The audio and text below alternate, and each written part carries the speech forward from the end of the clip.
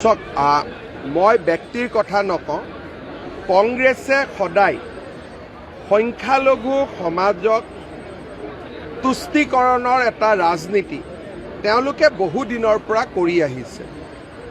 আজি কোনোবা হিন্দু মানুহে মন্দিৰত গৰুৰ মূৰ থব বুলি কোৱা কল্পনা কৰা ব্যক্তিজন তেওঁৰ শৰীৰ আৰু মন কিমান কলা হ'ব পাৰে সেই কথাটো আপোনালোকে চিন্তা কৰিব পাৰিব। কোনোবা সদাশয় ব্যক্তিয়ে যদি এনেকুৱা ষ্টেটমেণ্টৰ বিৰুদ্ধে পুলিচত কেছ দিয়ে, আমি তেখেতক সুধিম যে আপোনাৰ লগত কি প্ৰমাণ আছে। কাৰণ আজিলৈকে অসমত যিমান এনেকুৱা ঘটনা ঘটিছে, আমি সদায় সংখ্যালঘু সম্প্ৰদায়ৰ লোককে গ্ৰেপ্তাৰ কৰিছোঁ আৰু তেওঁলোকে স্বীকাৰো কৰিছে। আৰু এইটো সঁচা যে সংখ্যালঘু লোকসকলৰ বহু সংখ্যকে এনে ঘটনাক সমৰ্থন নকৰে আৰু তেওঁলোকে সমালোচনাও কৰে। এনেকুৱা নহয় যে সকলো সংখ্যালঘু জড়িত আছে, কিন্তু এছাম লোকে এনেকুৱা কাম কৰে যাক ৰাইজে কেতিয়াও সমৰ্থন নকৰে। লক্ষীপুৰ আৰু ধুবুৰীত এই ঘটনাক লৈ আমি গ্ৰেপ্তাৰ কৰা প্ৰত্যেকজন ব্যক্তি সংখ্যালঘু সম্প্ৰদায়ৰ। ইয়াত আমি কোনো হিন্দু লোকক বিচাৰি পোৱা নাই।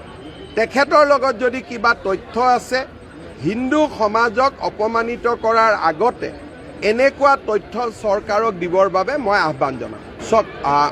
মই ব্যক্তিৰ কথা নকওঁ। কংগ্ৰেছে সদায় সংখ্যালঘু সমাজক তুষ্টিকৰণৰ এটা ৰাজনীতি তেওঁলোকে বহু দিনৰ পৰা কৰি আহিছে। আজি কোনোবা হিন্দু মানুহে মন্দিৰত গৰুৰ মূৰ থব বুলি কোৱা কল্পনা কৰা ব্যক্তিজন তেওঁৰ শৰীৰ আৰু মন কিমান কলা হ'ব পাৰে সেই কথাটো আপোনালোকে চিন্তা কৰিব পাৰিব। কোনোবা সদাশয় ব্যক্তিয়ে যদি এনেকুৱা ষ্টেটমেণ্টৰ বিৰুদ্ধে পুলিচত কেছ দিয়ে, আমি তেখেতক সুধিম যে আপোনাৰ লগত কি প্ৰমাণ আছে। কাৰণ আজিলৈকে অসমত যিমান এনেকুৱা ঘটনা ঘটিছে, আমি সদায় সংখ্যালঘু সম্প্ৰদায়ৰ লোককে গ্ৰেপ্তাৰ কৰিছোঁ আৰু তেওঁলোকে স্বীকাৰো কৰিছে। আৰু এইটো সঁচা যে সংখ্যালঘু লোকসকলৰ বহু সংখ্যকে এনে ঘটনাক সমৰ্থন নকৰে আৰু তেওঁলোকে সমালোচনাও কৰে। এনেকুৱা নহয় যে সকলো সংখ্যালঘু জড়িত আছে, কিন্তু এছাম লোকে এনেকুৱা কাম কৰে যাক ৰাইজে কেতিয়াও সমৰ্থন নকৰে। লক্ষীপুৰ আৰু ধুবুৰীত এই ঘটনাক লৈ আমি গ্ৰেপ্তাৰ কৰা প্ৰত্যেকজন ব্যক্তি সংখ্যালঘু সম্প্ৰদায়ৰ। ইয়াত আমি কোনো হিন্দু লোকক বিচাৰি পোৱা নাই।